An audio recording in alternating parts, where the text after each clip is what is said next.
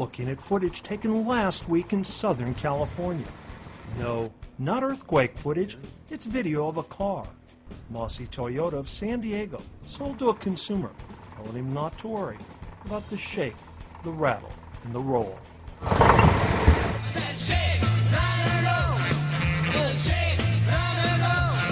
I need help. Meet John Purz. He lives in San Diego and has been a worker for 22 years at the same large retailer. In February 2007, he went to Mossy Toyota looking for a car. He wanted basic transportation, and a Mossy salesman helped him find a used Ford Escort. All seemed fine when he took it for a test drive. Well, during the test drive, there was a vibration. The salesman said it was no big deal, and he even showed him a clean Carfax. And as for the rattle, He explained it was just a simple tweaking of the idler. they told him to come back after he'd paid for it. Well, he did. At least 5 times. All in the first few days of owning the car.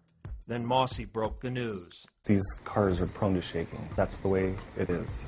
So, after 2 weeks, John went back to Mossy and told them. Please take the car back. The Mossy response? You can't return the car. But he didn't give up. He kept going back. Frustrated, he hired an expert to examine the car. And guess what he found? Not only did the car shake, rattle, and roll, but the car had been in water. It was rusted. Had been once submerged. The Escort, unlike those cute cars that run in water, doesn't do that. It just rusts. Experts say from water damage. John says Mossy said nothing about water damage when he was shopping. I didn't see any red tag sales that said flood cars. He hired an attorney to get Mossy to take it back, only to find out that the Mossy contract had an arbitration clause on the back of the last page. All that was in the spring 2007. Since then, John's been waiting for justice. I am tired of waiting. I'm tired of waiting. Like many consumers, John had no clue he wouldn't get to see a judge or a jury. And if he had gone to court, the entire ordeal could have been over years ago.